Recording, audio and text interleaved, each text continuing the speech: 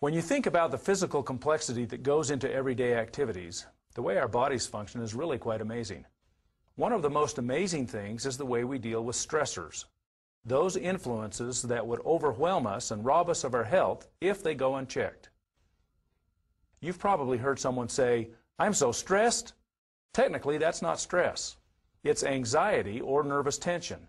Stress is actually the body's response to any stressor. A stressor may take the form of bacteria or viruses, or it may be a traumatic experience or an injury. All these things will have an impact, and all of them require some type of accommodation. The body accommodates stressors with a response called stress. That's right. Stress comes from inside the body. Homeostasis is the position of balance where we experience our optimum health and function most comfortably. Every day, your body is impacted by stressors. Each stressor pushes you away from homeostasis and forces your body to react. If the stressor goes unchecked, it will overwhelm your body and cause serious problems. Fortunately, your body has ways to deal with the stressor. It pushes back. The pushback mechanism is stress, and it comes in two forms. The first form of stress is called catatoxic.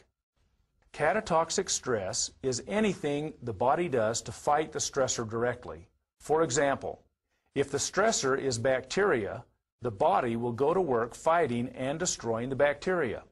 One catatoxic stress response is an increase in temperature, a fever. Higher temperature creates an environment that is hostile to the bacteria. However, if the fever, the catatoxic stress response, goes unchecked, it can cause more problems than the stressor. To prevent the body from damaging itself with its own defense mechanisms, it uses the second form of stress called syntoxic stress.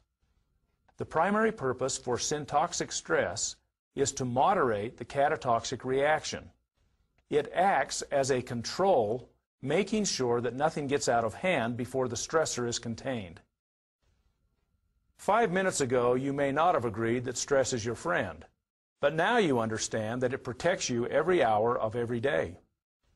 Let's examine some of the specific ways that a breakdown in the stress model impacts your health. We'll look at a pair of real-life examples, Heidi and Pete. Heidi is bright, ambitious, and somewhat overworked with her employment, school, and an active social life. She routinely deals with a number of stressors. When her mild depression starts to build, she goes for a walk, which helps her relax.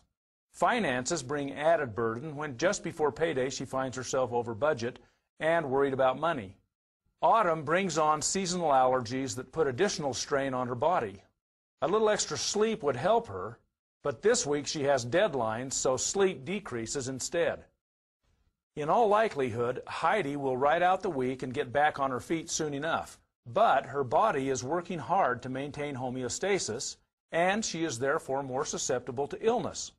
Unfortunately for Heidi, she associates with friends who have the flu, and in her weakened state, she catches cold. This makes everything worse. She feels more depressed, she worries more about money, and her allergies create more grief. The stressors are overwhelming Heidi's ability to push back. She needs additional support and decides to get help from her health professional, Dr. Vogel. What does Heidi's body need most right now?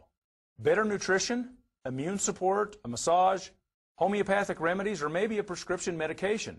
There's no one-size-fits-all answer for this question. In fact, the best answer for an individual can change week by week. I think the real issue is that every patient is an individual, and it's very difficult for the practitioner to customize their remedies for them in a general way. And the Zyto instrument and from LSA enables us to do that perfectly. Every single patient is treated as an individual, and the Zyto is able to basically dissect out the exact weaknesses and strengths of every patient and to match them with the remedy that seems to heal them from within. Dr. Vogel's objective is to provide the best possible care for Heidi, which includes finding what therapy will best support her body's struggle against all her stressors. Let's meet Pete for another common example of the relationship between stress and illness. Pete has always struggled with diets and exercise to keep the weight off. He renews his commitment to eat better and exercise more every few months, but he tires quickly, never sees the results he hopes for, and soon gives up. He accepts his weight and low energy as a fact of life and shrugs them off with a bit of humor. What Pete doesn't know is that diet and exercise are not the only factors involved in energy levels and weight. In Pete's case, during his military service, he was exposed to viral and chemical agents. These stressors created illness at the time of exposure, but soon he was back on top of his game. However, in those cases where the stressor is too strong for the body to entirely eliminate, the syntoxic mechanism will allow a residual level of stressor to remain for long periods of time. These residual stressors can build up and create an extra burden. In Pete's case, his past exposure created a lingering effect. He is teetering between health and illness, but the only indication of this is his weight and some mild fatigue. What this means to Pete is that his body needs support, specific and comprehensive. He needs enough of his stressors dealt with to allow his body to regain and maintain homeostasis. I have seen over the last several years that people are sicker and sicker, and I think it's a combination of reasons why that's true, but nonetheless they're much more difficult to treat, and that's another reason why I like the LSA, because they are so difficult. I have to look at a lot more things, and I can do that within the time. The concepts in these examples hold true for all diseases and illnesses. Cancer, pneumonia, even the ability to sleep soundly or recover from a broken bone.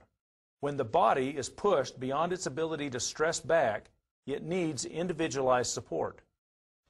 Back in the 1930s, it was discovered that the body's largest organ, the skin, is electrically conductive.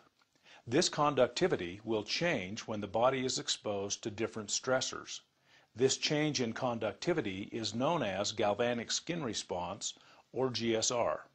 Zyto's patent-pending biocommunication system monitors GSR and sends the measured responses to a computer where proprietary software interprets the data and decodes your body's responses.